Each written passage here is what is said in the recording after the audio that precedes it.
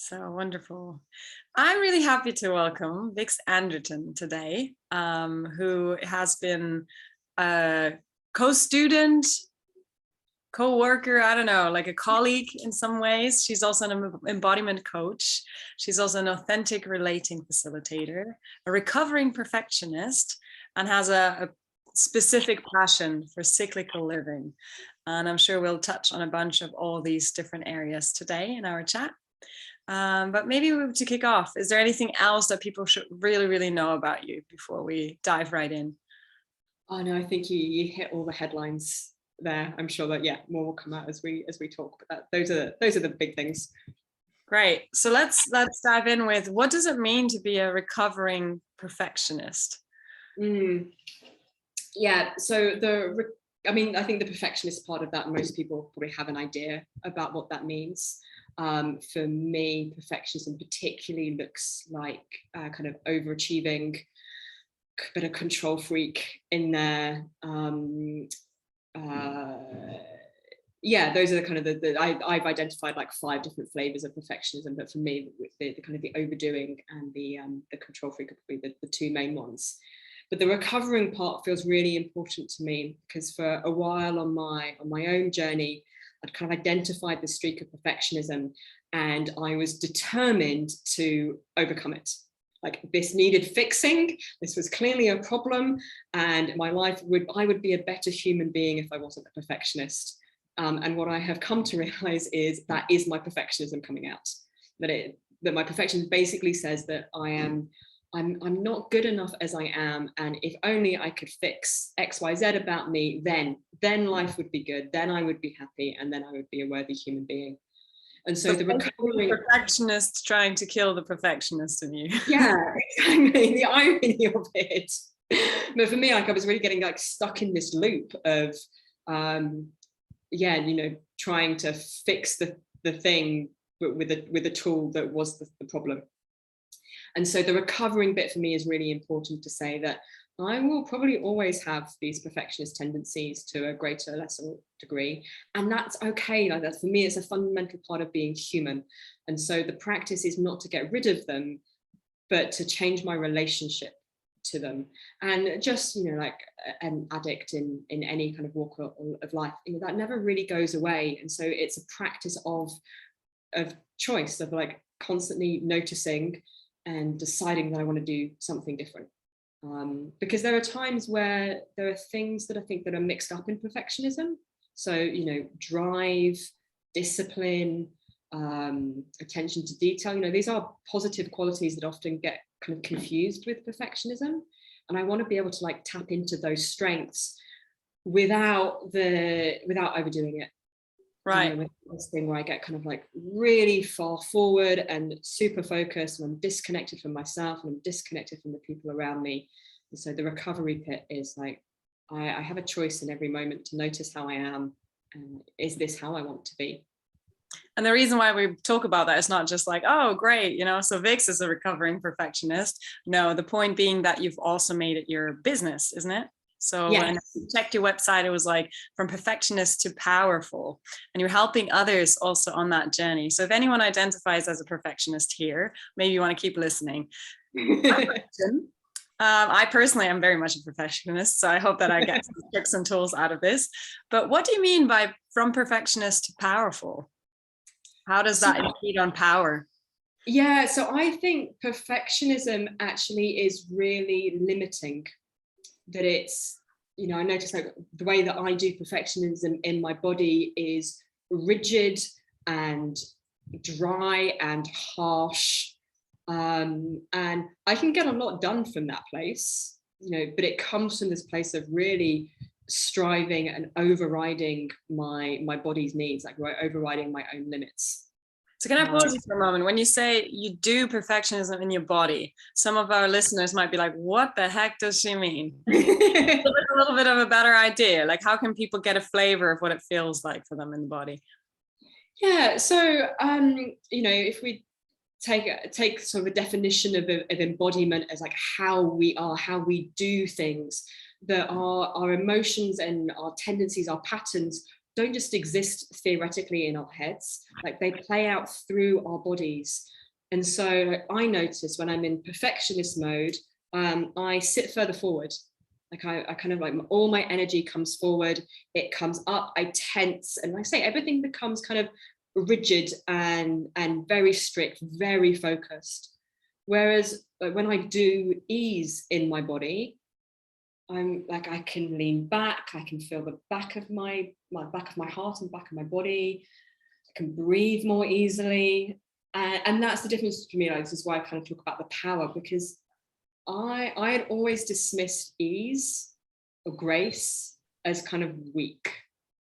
Yeah, that they're like, to be strong meant to be on it and hard. And you know, that very comes from kind of like, I was in the Air Force for 10 years, so there's a huge sort of military background that you know, particular way of being that I grew up in. And what I've actually discovered is that when I take action from this place of ease and resource, I have more stamina, I have more creativity, I feel more powerful. What I've actually realized is this kind of rigid, the strength that comes from perfectionism feels brittle to me. It's actually, I can't sustain it for very long without really hurting myself. And I'm brittle to criticism, I'm brittle to change and uncertainty. Like I can't adapt from that place. Whereas the more ease I find in my body, which, and you know, ease and wholeness and grace for me are the antidote to perfectionism. I feel a little bit more like a pro goalkeeper, you know, kind of like lighten on my toes and like, oh, which way is the ball going to go? And I feel that I can respond to life rather than having like the ball smack me in the face because I've not seen it coming. Right, like a dry piece of wood that just cracks versus like a juicy bamboo sprout that's bendable or yeah, absolutely. And they, you know, like, you know, bamboo's a great example. I can tell that you're in the tropics as well, that like it can carry so much weight. Like bamboo is so strong in a way that for me, like perfectionism, that kind of dry, you know, wood just crumbles in the face of actual pressure. So I want to pick up on something else you just dropped in there casually, is like the Air Force. And I think if anyone ever encounters you in a context of authentic relating, they'd be like, oh, this super gentle, sweet, you know, guidance that you have and that heartfelt smile. And then you like drop that. How did you get from Air Force to doing what you're doing now? And maybe it has even, you know, determined you to make that choice. I don't know. Yeah, total accident. So I grew up in a military family, and the Air Force was kind of like my answer to the I don't know what to do when I graduate question. A little bit more than that, like it felt like the right place for me at the time, that there was, even though I had no concept of embodiment or kind of somatic wisdom, there was like, I had a gut feeling this was like the right place for me to be. And I loved it, you know, as an intelligence officer, a very sort of analytical job. I loved international politics. I loved understanding, you know, why were the Iranians taking this posture in the Middle East when we were doing this? Like it just fascinated me. Until it kind of didn't. Like I hit that point at sort of 30 that I think lots of people go through, right? Kind of, you know, spent my 20s doing something, and I started to be aware of this little voice that said, I think there's something more for me than this. Like I don't think this is where I'm meant to be. And I kind of leapt off the cliff without very much idea of what I wanted to do, and ended up working in the international development sector, so particularly around women's rights in conflict, which again I loved, like intellectually incredibly stimulating, but it ultimately led me to burnout. So I had this is where the perfectionism really started kicking in. Like for somehow in the military, my perfectionism, my embodiment was appropriate to the context that I was in. Like, yeah, I pushed myself really hard, and my instructors on my intelligence training actually had I used to get so caught up making a mistake. They had a phrase for it, like, oh, it's Vix's spiral of despair again. I get so wrapped up in like making a mistake that I couldn't move forward. But it felt appropriate in the military container. Something shifted in when I left, and I lost my peers. You know, I was the most junior person on a senior leadership team, and I had no concept of what good looked like anymore. So my answer was, well, clearly it's not good enough, so I have to work harder. and I burnt myself out. And so I had this kind of existential crisis. I think I've been out the Air Force for about 3 years, and I had left what was going to be, I think, a really successful career in the Air Force, was good at it. I did not leave to feel depressed, to have suicidal thoughts, to feel like this. And so kind of I did my yoga teacher training, I embarked into coaching, I tried my hand at tech startups and found myself kind of burning out, like seeing those patterns come up again. And my journey, I found authentic relating completely by accident. I had just broken up from a long-term relationship and was at a little startup festival and was talking to somebody about this breakup, and I was feeling lonely, and I said, I think I missed, it seems like everybody else has got this figured out. Like everybody else around me seems to be able to on the other side. Well, and again, like kind of perfectionist thinking, it's my fault. Like I'm the problem in all of my relationships. No one else has these problems. It's only me. 7 billion people on the planet. I'm the one with the problem. The narcissism of perfectionism. And there's some truth to that. Like I did lack some skill in relationship. Years at boarding school in the military had definitely had me shut down my emotions. And what I'm increasingly uncovering is that the more disconnected I am from myself, the harder it is to connect with somebody else. I think we do connection through our bodies, and being somebody who really existed in my head. So there's definitely something to that. And this person that I was talking to just mentioned the fact, I've got a friend and he's doing this workshop in London next week. I think you might really like it. So I went along, and I have to say, I nearly left in the first 20 minutes. Really? I got there. Well, this was like the first thing I'd been to 1 5 rhythms class at this point. Like I was not part of this world at all. And I get there, and like everybody is what I would describe as like, everybody's a hippie, all the women look beautiful and they're wearing these like flowy dresses, and everybody seems to know each other already. I feel quite nervous, and like some guy kind of walks towards me, and like this is like the shadow side of authentic relating. He walks towards me really intensely, looks at me, and he's like, tell me what it is that motivates you most in life. Oh my God, terrifying. I think I want a cup of tea. But so nearly left, and I'm so glad I stayed, because that weekend broke the armor. It chipped the armor around my heart, and for the first time I really felt myself, or I think I could appreciate how I felt myself. I'd had this story that I didn't know, and I remember in the very first opening circle we were asked just to simply share what was alive for us in the moment. So a practice now that I don't give a second thought to. But at the time I was watching other people in the circle, and people were narrating their internal experience so beautifully, and I was getting more and more upset. Like, I don't know how to do this. Oh my God. Perfectionist coming out again. I don't know how to do this. I must get it right. Exactly. There's a way of doing this, and it gets to me, and I'm floods of tears by this point. I'm like, I can't feel anything below my neck, and I don't know what I'm doing here, and as a woman there who is now a very good friend of mine pointed out later, it's like the irony was, in that moment you were describing what was alive so authentically that you were doing the thing that you didn't think that you could do.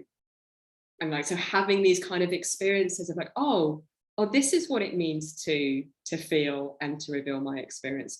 And that was about 3.5 years ago, and I've been hooked ever since. It was my route into embodiment, to meeting you and working with Mark, into ecstatic dance, even like coming to Bali and the communities that I've connected with. This all came through this like first sort of chance encounter. Because for me, it was the first place where I felt like I had permission. I had permission to be myself with myself, but also with other people. My whole life had been like, feelings were especially, like, don't feel like, to get on with it. Like feelings get in the way of taking action. And for the first time it was like, wow, it's okay to be here and to feel, and I felt accepted. I felt included with all of the messy, conflicting humanness that goes on inside me. Right. So would you recommend now every perfectionist listening to this go check out an authentic relating class, or what would be your remedy you suggest? Yeah, so for me, authentic relating has been my path. There's something about the both the embodiment of authentic relating, but also like the verbal. I'm somebody who thinks out loud, and so for me, kind of verbally processing what's going on and verbally connecting with people really works for me. Can you outline a little bit more what you mean by the embodiment of the authentic relating? Because maybe some people here have an impression of authentic relating being more of a communication tool, or more of a, you know, you talk to each other, you share verbally. What's the body part? What's the embodiment?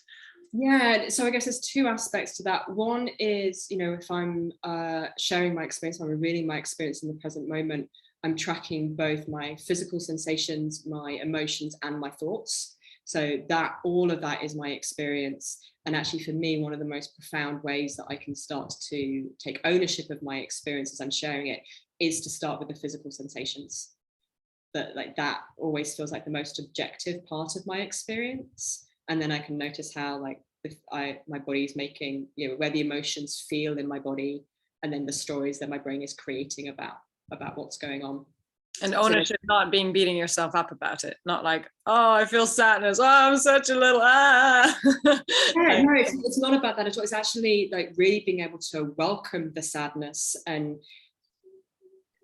yeah, rather than being in my head and telling myself a story and judging the sadness, it's like, wow, my sadness feels like heaviness, and there's like an ache in my heart when I feel sad. And yeah, there's somehow like being in the body of my emotion helps me create more space for it. Like I can be with it more without judging it. So there's that aspect of embodiment. But also, you know, what I love about authentic relating, and we call it the hologram. So if you break a hologram, you know, this sort of a 3D image captured on a piece of glass, if you break the glass of a hologram, each individual shard still contains the whole picture. Mm-hmm. And it's a metaphor for, you know, the way that we show up in one aspect of our lives tends to be the way that we show up in all aspects. And relationship, communication is such a powerful mirror for our patterns and our ways of being. And so authentic relating for me, like, it just holds up this like really powerful mirror. I get to see my patterns in action, and then I get to practice something new. I learn new skills so I can develop more range and choice. So, you know, next time I'm triggered with my partner, rather than projecting and blaming him and making it all about him, I can choose to show it with a little bit more compassion towards him, towards myself. And, you know, we talk about this idea of transforming conflict into intimacy, that these moments where we butt heads and we have different contexts and we're triggered, there's actually a moment, an invitation into vulnerability and into intimacy and greater connection. Yeah, beautiful. And so what you're saying is you're really using that space, practicing with people you might not even know, or that you don't have that particular relationship with, but you get to discover yourself, your internal experience, and also the way of communicating and relating with them. And that can be translated back into your relationship. Why wouldn't you do it in your relationship? Sorry? Why do we need to do that with strangers then? Can we not just go to our partners and do it? Oh, I know the answer is no, but tell me why. People just when I teach students this, and, you know, I'm like, you know, how are you going to practice it? They're like, oh, I'm going to use it with my mum. I'm like, great ambition. For me, doing it with the people closest to me is the hardest, because I have all these expectations. You know, it's not that they know which buttons to push. Like, I push my buttons around them. You know, I'm already close to them. So there's something about being able to practice with strangers.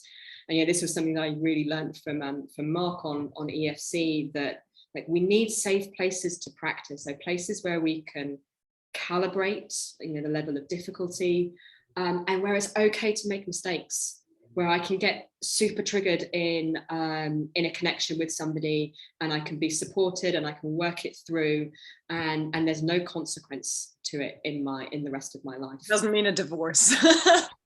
No, exactly. And so I can practice outside of my relationship, and then I can bring those skills into my marriage, and I can apply them. And that's where it actually becomes really, really useful and valuable in my day-to-day interactions.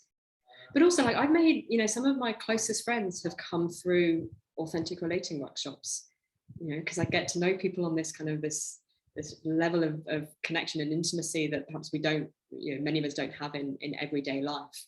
And so yeah, for me, it's also been a wonderful place to create friendships and new relationships. Yeah, beautiful. So you've become now one of these beautiful women in flowy dresses, or how do our listeners have to imagine you by now? Living the life in Bali. Air Force was yesterday. Yeah. So I'm definitely a little bit more Bali-fied. There's definitely a little bit more of that. But yeah, if you see me like knocking around Ubud, I'm still here in like my black denim cut-offs and my Guns N' Roses t-shirt and things. So I've not gone full Ubud. But really, like my path around this is so if I kind of refer to like the 4 elements model, I don't know whether it's through nature or nurture, but I've traditionally been like a really fiery person. I'm really confident in that fire, focus, passionate action energy. And authentic relating and then dance practices have really helped me tap into this more kind of relational, watery, easeful, go with the flow kind of way of being. And so the thing I really like to play with is like, how do I hold both of those at the same time? So rather than oscillating from like one extreme to the other, and because neither one of those feels fully complete to me, it's a little bit like yin and yang, like one without the other loses something of its power. And so for me, I'm constantly about like how do I hold both and how do I do both and in this situation rather than either or, and an either or tends to be, again, very perfectionist thinking. Right.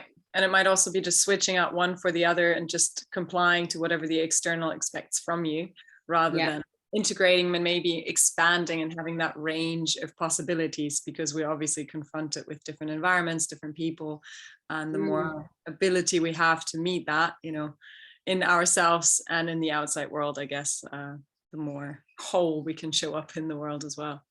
Yeah, absolutely. And you mentioned like whole, like for me, it's like that is the antidote to perfectionism. If perfectionist says I'm broken and I'm missing something, embodiment practices, and for me, authentic relating, cyclical living, dance, like I can be whole and I can expand my range because perhaps I want to show up with more skill or more grace in a certain area of my life.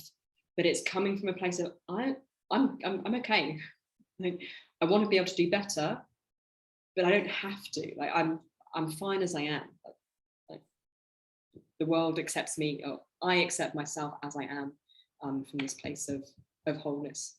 And there's something that feels really good in my nervous system about that. So I notice that when I'm in perfectionist thinking, my nervous system is activated, and I'm trying to find safety through control.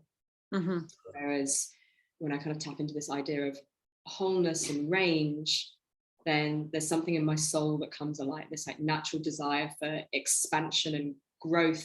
It comes from the outside in, rather than, oh my God, like I have to fill the space because I'm not enough as I am. Right.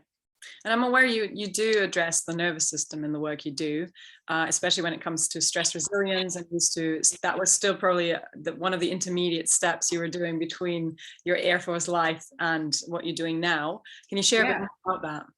Yeah, so actually some of the stuff I love to do, and I still do this, is I train aid workers before they go to conflict zones on some of this nervous system resilience work. So, the kind of the centering techniques, and I love geeking out on polyvagal theory. Like that's been such a helpful model for me, understanding my own reactions to the world. But yeah, I think any of this work to kind of come into more ease and grace is around starting to regulate our nervous system. So would you say that being a perfectionist is basically one definition of being in a fight-flight response? Yeah, I think perfectionism, what I'm increasingly curious about is I think that it's getting stuck in hyperarousal. It's stuck in that fight-flight. I have to act. And there's a sense then of like the only way to then rest from that is kind of into dorsal collapse. So it's kind of into exhaustion. I can't go on. It's all hopeless kind of feeling, as opposed to something that's actually, like kind of like ventral vagal, like nourishing parasympathetic rest. So yeah.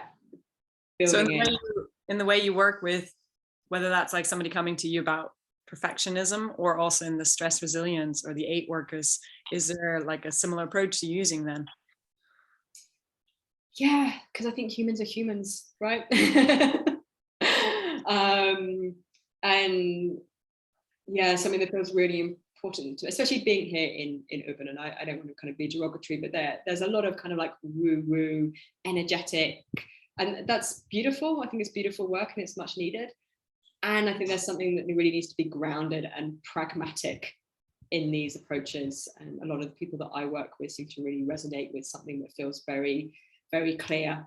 And so teaching sort of basic centering tools for people and have them understand why that works.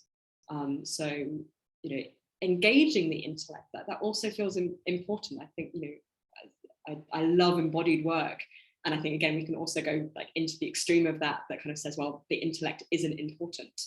But I think it's both. When we're really able to integrate a tool or an experience both somatically and intellectually, I think that's when it really sticks for us. It's when it really sticks for me. Yeah, fully agree. So, but I interrupted you a bit on the 8 worker support you do. You're still offering workshops for that, and yeah. So I still teach on some hostile environment courses. My colleagues kind of back in the UK. So yeah, I particularly get really into the section. I mean, I also have helped teach the bits around reaction to gunfire and how not to get kidnapped and those kind of bits. But yeah, the bit that I really enjoy is, again, this idea of bridging. Like, how do I bring the person who I was, and then this ex-Air Force officer who has quite deep understanding of security risks and how to manage them, with the embodied coach who understands the importance of nervous system regulation and in resilience and in trauma, and how do I bring both of those together in a way that is credible for this audience who can often be quite skeptical. They're here for security training. So yeah, it's one of I was teaching authentic leadership to a bunch of defense aerospace startup founders last night. And it's the same kind of thing. Like, I really love like bringing these worlds together, and seeing like the look on people's faces. I'm like, wow, I can talk about my feelings at work. Like that could be, and that actually could make me a better leader. That could make me more resilient. That's one of my favorite things to do. So what's your trick to crack them and not have them run a mile the other direction when you're sharing what you're sharing? How do you wrap it or package it that it actually lands? Because I fully agree, there's so much really valuable work out there that feels a bit too woo-woo though in its packaging, let's put it that way, or is maybe expressed in a certain way that then denies access to people who are skeptical or who are, maybe don't like certain terms of energy floating around the room. Or yeah, that's a really good question. Yeah, do I really know how I do that? I think some of it's like that habitual way of being that I've been those people, and so there's I think an assumed credibility that they have for me in that space, but I think it also means I kind of use language that they're already using, or that I can talk about the time that I was in Bangladesh, and we weren't allowed to drive on the roads because there were petrol bombs being thrown at buses all the time. I can talk about being under fire in Afghanistan and what that felt like in my body, and how that level of stress was actually making me quite an ineffectual leader at that point. Remember my corporal, actually, this was a little vulnerable to share, my corporal went to my boss because I had lost all sense of empathy, for this guy who was like away from his family and was working like, we were doing like 12-hour shifts opposite each other. I was seeing him for about half an hour a day, and we were being mortared a couple of times a day by this point, and I thought I was used to it, but what I realized now is it's like a chronic level of activation in my nervous system that just switched off any ability I had to be empathetic. And so if I tell a story like that, of course, the startup founders that I'm talking to don't get shelled, but the aid workers, I do get that. And then to be able to tell a personal anecdote, if I had had these tools then, I would have been a better leader. I would have been better at my job, and I would have been able to care for the people around me more deeply, and made them better at their jobs. We would have been more effective at a unit on military operations at that point, had I been able to regulate my nervous system more. So I think being able to talk about it in that kind of language, the real, again, like kind of real pragmatic, practical aspects of it, lands really well for a lot of people that I work with. Which also brings me, thank you for sharing that vulnerably here. I hope that we get more of this work out there, especially now in current times. That seems very, very relevant. Which also brings me to, I mean, you're combining all of that, and you have that level of empathy. And there's one more thing I would like to hear more about now. How do you bring in your passion about cyclical living? What does that mean? Because when I hear that, I think of like menstruation, or it's only for women, or like what do you do with regards to that? Yeah, so the menstrual cycle is a big part of that. I'm actually going to do a training getting deeper into that this year that I'm super excited about. But what I started to realize, I read a book called When by Dan Pink, which talks about some really great research about our circadian rhythms and like the timing of kind of everything in our lives. And then doing EFC and hearing Mark kind of talk about his model of cycles, like I started to notice, wow, there's a cycle to everything. And as a perfectionist, my preference is always summer. Like, I love to be in action. And so cyclical living for me has become this permission slip to rest. It's actually saying, like, if I'm doing this well, so it's almost like using my perfectionism to my advantage. If I'm doing this well, I will take time to rest. And whether that's, thinking about the kind of the on-ramp and the off-ramp of my day, the kind of the spring-autumn transitions between sleeping and being active in my day, whether it's taking a break over my menstrual cycle, or actually for me, what I've noticed more importantly is if I can take a couple of days off just before I bleed and like give myself the space to not have to do anything, and it really helps my inner critic chill out. If I go into that bleed like still really active, my inner critic just goes nuts with me. But kind of noticing the cycle and rhythm of everything has been a real practical permission slip for me. Say that like the way that I am in summer is great, that's so useful, but it's out of place at the winter of any cycle. So my preference to start with people is to work with the circadian rhythm, or even like our ultradian rhythms, these rhythms that kind of are like a basic activity rest cycle, these like 90-minute cycles that we're operating throughout the day and night. Because like though they're so easy to change, like you get such quick feedback every day. I can try something and I get feedback on it, and I can see kind of progress pretty quickly. Thinking about how I work with clients work with their menstrual cycle, or people that don't have a natural menstrual cycle for whatever reason, even just thinking about like a monthly sprint. Organizations like Basecamp operate their business now off a 6-week sprint.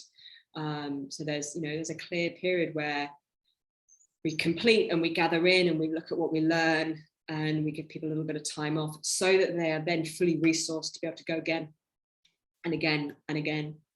Looking at the seasons, it's really interesting for me. I've been in Bali for like 9 months. We've just kind of hit the equinox as you and I are talking, and I'm seeing like pictures back from the UK where they're kind of what I think about as spring, and I'm experiencing it so differently out here.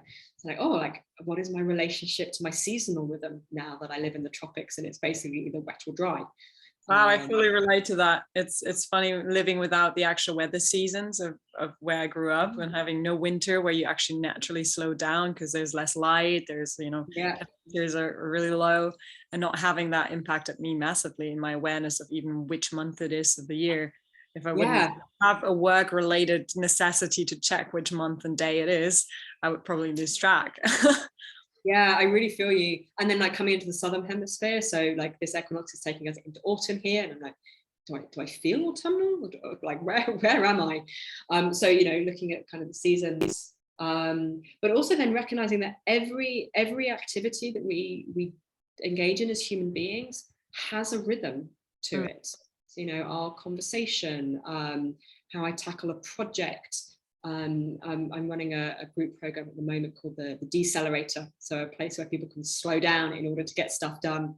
And that has, you know, I've really built cyclical living into that. There's a very clear spring phase, we have a clear summer phase, there's an autumn, a winter, you know, so that as people going about their projects on that program, that kind of sense of rhythm is really, that cadence is built in.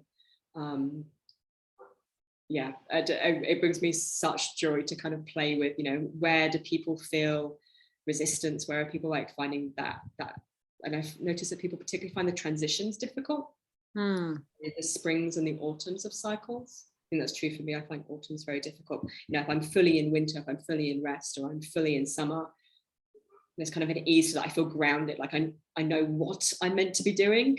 So winter equaling the resting period, just to make that more clear. The resting period is something where you don't do anything. You actually go into hibernation, or, you know, even within a yoga class, you have the Shavasana corpse pose at the end. You rest and integrate before you actually start something else, or are you in the full activation, which would be the summer, and then the slowing down and wrapping things up. And yeah, absolutely. Thank you for kind of like making that even clearer.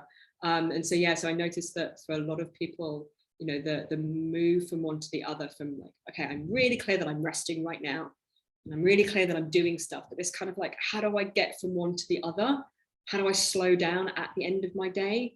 Like, that can be the bit that gets kind of like clunky. So can you give us one top tip you have how to slow down and end your day? Because if we stick with the, you know, circadian rhythm, or the rhythm of the day, because making it accessible for men who might not have a menstrual cycle, what would you suggest to help these transitions? Ritual and routine, I think, are so important, both at the start and the end of the day. And like, the analogy I often use with people is like, it's driving a car. So like, the winter, the rest is like your car is stationary at your house. Summer and full activation is you're driving at 60 miles, 100 miles an hour down the motorway. And the transitions are kind of like the on and the off ramps. You hit an off ramp at 100 miles an hour and kept going with your foot on the gas until you hit a stoplight, like bam, like you give yourself whiplash because you have to stop so quickly. And that's what most of us do at the end of the day. And so it's about kind of like easing off the gas slowly. So like, when is that point in your day where you start to slow down? You know, and it is about like, the smoother you can make that glide slope, and having kind of ritual and boundaries around that for yourself. This is where kind of the discipline and the structure comes back in to say, no, I will log off at, you know, this time, 6 p.m. No more social media past 9 p.m. or exactly. You know, so how am I withdrawing stimulation? I also really like kind of practices. Am I allowed to swear? Is that okay? We're on the Embodiment podcast. I just wanted to check. One of the practices I really like to do is win, fuck, win. So at the end of the day, I'm like, what am I proud of? What's really annoyed me today? And then another win. Or nice sandwich. my to-do list. So rather than having to do this at the start of the day, like, what is it that I've accomplished today? Like, those kind of practices help me cultivate a bit more of that autumn completion learning, kind of wrapping up energy, so that I can then start to let the day go and slow down before I get to bed. But yeah, less and less stimulation. And then the opposite at the beginning of the day. So where this really came home for me, I noticed that I was getting up and immediately going out for a run. And then I was coming back to meditate. But like, I just had this sense of, it just felt like fast. And I was like, actually, that's what happens if I move things around. So I started getting up, and I would allow myself to meditate and journal, kind of wake up a little bit more, and then I would go for a run, and then I would get into work. And so just having this, like, just moving the things in my routine around gave me more of this glide slope back into activation, rather than hitting my day at, okay, maybe not 100 miles an hour, but, you know, 10K an hour. Really made a difference to how I was able to ease into the day and then ease back out of it. Right. which obviously links a lot to how do we do rest, how do we, you know, take care of our own nervous systems, although the awareness of that cycles model and as such can really allow us to move away from the perfectionism or, you know, being stuck in fight flight or building resilience or whatever it is. So they're all very linked. I can already see. Yeah, absolutely. Absolutely. So if somebody now came to you and was like, so I'm a perfectionist and it fucks with my life and I need help, what's the first thing you would do with them? Welcome to the club. You're not alone. Not alone, because again, like that can be, as you know, like I said earlier, oh my God, it's just me. So actually that is often the place I start with people, of like, how can I help them feel like it's okay? So rather than coming out as like, you know, it's fucking with my life and I'm broken and I want to fix it, can we start to cultivate a little more softness around it? So, you know, again, like working with the body. So like, how do you do softness in your body? Like, you know, so I really like yes pose from the embodied yoga poses, encyclopedia, I forgot what to call it. So, you know, kind of like allowing my back to relax against the chair, turning my palms up, allowing my breath to be a little bit slower. So yeah, starting from this place of kind of acceptance and almost gratitude. So I often have people kind of like, you know, really focus on like, how has perfectionism served you? Because most of the people I work with are actually pretty like traditionally successful. You know, they have good jobs or businesses and they have partners and children and houses and like all of the things that we are told make us successful. And so, yeah, really helping people kind of like, wow, actually this survival strategy has really served me. And so this isn't about getting rid of it. This isn't about cutting off my left arm. This is about noticing how this has served me and then recognizing, yes, I want to be able to do something else. And so then I might kind of look at with something specific, what is the something else? Like, what is the range that you want to build here? Because I think a lot of the time people come like, I want to stop doing this. Like, okay, right, great. Right. What would you like to be able to do instead? Because I find it much easier to build something than it is to stop doing something else. And then it's iteration and it's practice and experimenting and it not working and, you know, like the whole perfectionism thing coming up again because it's not working. Like, okay, great, let's go through that cycle again and keep honing, keep practicing, keep, you know, coming back to the awareness that I experience my perfectionism like whack-a-mole. Like every time I think I've got a bit of a handle on it and I'm like, yes, I'm finding more ease and grace, suddenly, you know, like the perfectionism troll comes in like wearing a different hat. It's like, you weren't expecting me here. Okay, here we go again. So in some way, it sounds like it's more of an ongoing practice and integrating that into your day-to-day life than it is a matter of like you say, fixing something, getting rid of it, and yeah, learning new habits, integrating like different ways, rest, becoming aware maybe of cycles and how you do them. Yeah, absolutely. I spent 35 years practicing being a perfectionist. I got really, really good at it. So I'm practicing that, practicing something else. I need to give myself more than like, you know, 3.5 minutes to to start to learn to do something different. So I'm hoping like maybe when I'm 70, I'll be more more easeful and graceful than I am perfectionist. But that, you know, that neural pathway, that way of being will still be there somewhere, and that's okay. Like it gets to be part of the journey. I'm reminded of Elizabeth Gilbert's got a beautiful passage in Big Magic where she's writing to her fear. And she's basically like, you know, creativity and I are going on a car journey, and fear, I know you're going to come along and you're welcome to do that, but you know, you're not allowed to see the map. You know, dude, like you're not even allowed to play with a stereo.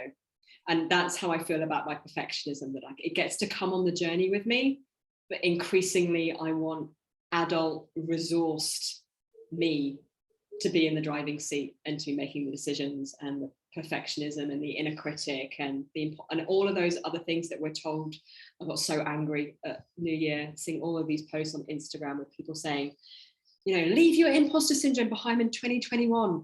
Like, A, it's that easy, but B, that we'd even want to, like, that those parts of me have a role. Like, you know, Richard Sforza's work on internal family systems, like these parts of us are here for a reason and they get to come along in the journey. But I want adult resourced Vix to be in the driving seat and deciding what we listen to on the radio, rather than allowing those children to kind of take over the bus. Right. I love all the car metaphors you're bringing. But also it really comes back to that integrated wholeness that we keep mentioning, that it's not about leaving Vix, the Air Force, you know, person behind, but actually how can I still maintain and keep some of what may be valuable traits you know and skills you've developed, and then still also embrace the new hippie and be and find a good middle bit. Yeah. So it sounds like that's really what your work is about. And what I really appreciate as well, and people will notice probably, we'll also put your website under here as a link, is that you do all of what you do with that intention of staying authentic. So there's never kind of like, oh, you know, I'm this, and presenting yourself in a particular way that you think others will like, or, you know, selling yourself in any way, but it really comes from a place of, okay, this has been my journey and I have, you know, these skills and I have gone through it myself, and I'm happy to share and take you along. And, you know, you've walked that path yourself, and you're probably quite a few steps ahead of some people and might be able to take them along and show them the way. Yeah, so I see it a little bit like being a Sherpa. That, you know, like I'm still climbing the mountain with you, like it's still tough for me and I'm still having to like navigate some of the same challenges, but I'm getting more experience at it. I'm doing it kind of more and more times, and I'm definitely able to carry a bit of the load for people, and to kind of like point the way. I've navigated some of the crevices and gone, yeah, we shouldn't go that way. Let's go this way instead. So yeah, that's very much, and I'm delighted to hear that that's kind of like your perceiving that in the way that I'm kind of coming across online. Discovering authentic and ethical marketing has been a big part of my business journey. Because I noticed that I read one page was like, you have an ebook, and it's like, I'm not, you know, selling it for your email address. I think there's one line on your website where I felt like a lot of websites and businesses do that. They just want your email address to give you something, and you addressing that in that way, I think it's really showing that you're living the authentic relating bit of vulnerability, honesty, transparency. Yeah. Thank you. So to give that credit, that's a suggestion from an organization called the Ethical Move. And so they have a whole kind of a little pledge that business owners can take, and like lots of really practical ideas to bring more authenticity, ethics, and I think, you know, what you and I would talk about, being trauma informed in the way that we sell as coaches, because I think so much of the kind of the marketing that is out there is actually kind of actively playing on people's traumas. It's really easy as a perfectionist. I can fix you're a perfectionist, I can fix your problem. Right, I would probably get way more clients if I marketed like that, but it feels so gross in my system, and is the antithesis of actually what it is that I want to do with people. But yeah, I really recommend people check out the Ethical Move and take the pledge. And also check out you if this and you resonate with what you're hearing and how Vix is sharing. I think it's really about the how, like you as a person having integrated all of that in yourself. It's not about, you know, probably a bunch of other people work with perfectionism, as you say, but if you resonate with what you've heard here, where can people find you? What do you offer currently? What's out? Yeah, so I've just closed doors on my latest group program, the Decelerator, but that will definitely be back later on in the year. I'm super excited about it. So I offer one-to-one coaching. I offer like a monthly, it's called Connection Cafe, like a monthly kind of sharing circle where we get to practice. Let's coming back into that dojo and this like practice of authentic relating.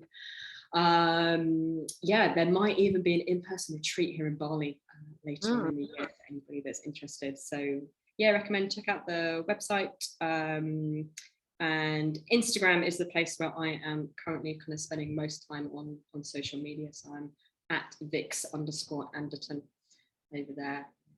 Yeah, I'm really enjoying actually connecting with people on Instagram. So rather than kind of like hiding behind the screen and just, you know, liking and things, actually, like I'm really enjoying connecting with people. So Beautiful. Thank you so much, Vix. It's been really inspiring. Each time, I know you for a couple of years now. I mean, knowing. So I know about you. I know a little bit of your journey, but it impresses me each time again to hear your story and hear your journey from the Air Force all the way to where you are. And also having seen the changes and shifts in you over the last few years, for sure. Yeah, thank you. I mean, having been like a mentor on EFC, yeah, I remember you and I first meeting that weekend in Brighton, like 3 years ago now, something like that. And yeah, it's been quite a journey for both of us, I think. Yes. Yeah, I can vouch for you. Like, also what you bring and the tools you use. And yeah, thank you so much for taking the time to speak with us here on the Embodiment Podcast. Oh, my pleasure. I have to confess, actually, when you reached out to me, so when I first came across Mark's work, I was listening to the Embodiment Podcast, and I remember having a little daydream about being interviewed on the podcast, and here I am. So I feel interviewed by me, not by Mark, which might be this is much more fun. We won't tell him that, but he will just listen to this. But yeah, so this is this feels like a little bit of an accomplishment for me to be established enough to be here. So thank you so much for the invitation. Oh, thank you. It's been a real joy. All right. I'll